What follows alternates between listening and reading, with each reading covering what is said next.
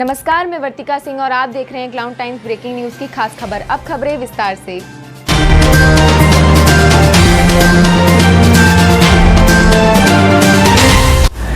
इस वक्त हमारे साथ हैं आकाश इंस्टीट्यूट वाराणसी के प्रमुख विष्णुदेव तिवारी। आइए जानते हैं अनलॉक 1 के बाद आप लोग अपने यहाँ बच्चों को किस प्रकार पढ़ा रहे हैं।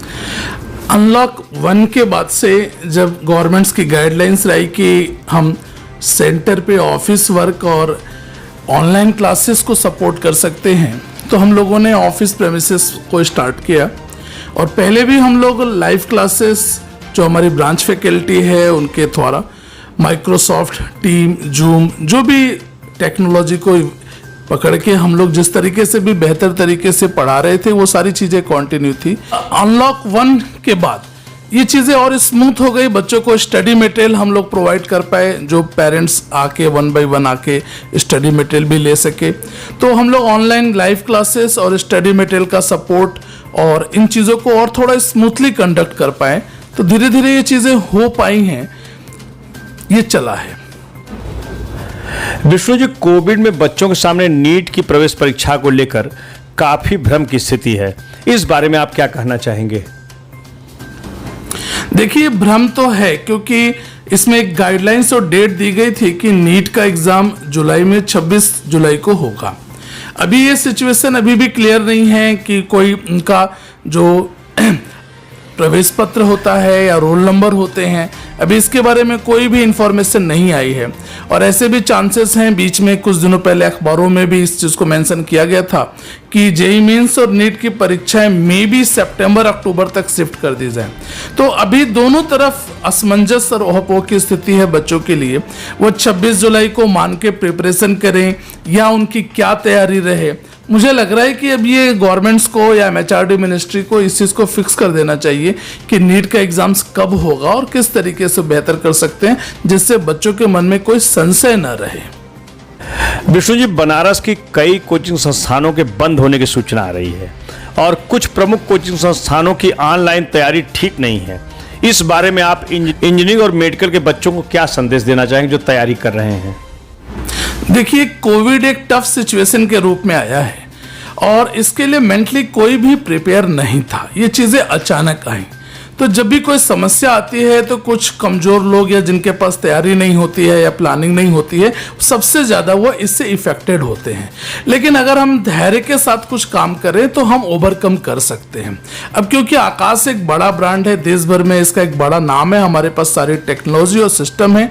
हम ऑनलाइन और लाइव क्लासेस और ऑनलाइन प्लेटफॉर्म को डिफरेंट तरीके से, चाहे हम स्टडी मटेरियल ई बुक्स के फॉर्म में या फिर हमारा कंप्लीट रिकॉर्डेड जो वीडियो लेक्चर है, वो सब कुछ हमारे पास बहुत पहले से था, तो हम उसको सपोर्ट कर पाए। अब ये चीजें कोई भी कोचिंग संस्थान रातों रात या 6 महीने में या 3 महीने में डेवलप नहीं कर सकते। तो इसके लिए उनको इफेक्ट होना ये लाजमी है।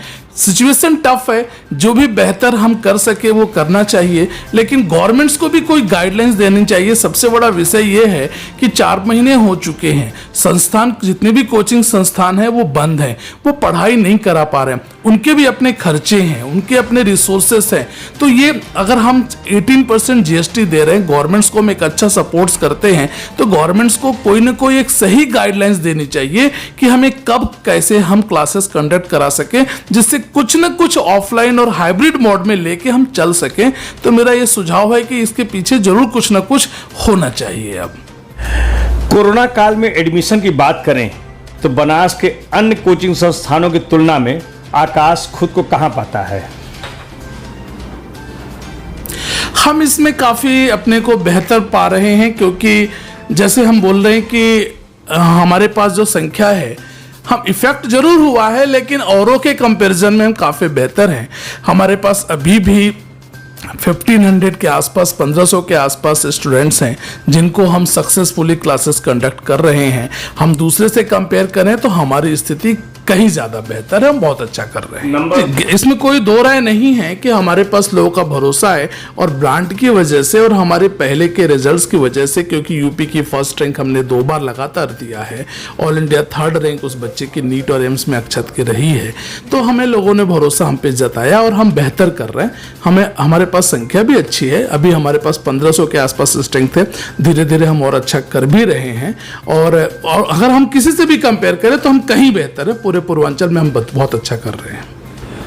कोटा की बात की जाए तो वहां के कोचिंग संस्थानों की क्या स्थिति इस समय? वहां के कोचिंग संस्थानों की स्थिति और भी ज्यादा खराब है, क्योंकि कोटा जो शहर है वहाँ पर मैक्सिमम अधिकतम जो बच्चे हैं वो पूर्वांचल के, बिहार के, झारखंड के या फिर वेस्ट बंगाल के बच्चे जाते थे। अब कोविड की वजह से कोई भी पेरेंट्स और अभिभावक बच्चों को अपने से बहुत दूर नहीं भेजेंगे। तो इस सिचुएशन में एक अवसर भी है कि जो भी संस्थान बेहतर कर रहे हैं, लोगों का उन पे भरोसा है, तो आने वाले समय में हो सकता है कि हम लोग और अच्छा एक तरह से प्रदर्शित कर सके, और हमें और भी इसमें संभावनाएं आ रही हैं कि हमें हमारा प्रदर्शन भी अच्छा होगा और इम्प्रूव होगा। क्योंकि कोटा को सबसे ज्यादा असर पड़ा है, उनका बिजनेस कम से कम भी 30 से 40%, जो 100% हुआ करता था, अभी 40% पे आ चुका है। बनारस में कितनी कोचिंग संस्थान बंद हो चुकी हैं? कोई आंकड़ा तो नहीं है, लेकिन स्थिति जो नॉन ऑर्गेनाइज्ड है, बहुत परफॉर्म नहीं कर पा रहे हैं। ऐसे 4-5 संस्थाएं थी जिनके पास कुछ संख्या बल थे, और मुझे तो नहीं लग रहा है वो चल नहीं पा रही, कोई संभावना नहीं दिख रही है। आप थोड़ा पता करोगे, लेकिन मैक्सिमम 4-5 को छोड़ दीजिए तो सभी की स्थिति या तो बंद हो चुकी है, बंद होने के कगार पे खड़ी है। क्लाउन टाइम से बातचीत करने के लिए आपका बहुत बहुत धन्यवाद। धन्यवाद, थैंक यू सर।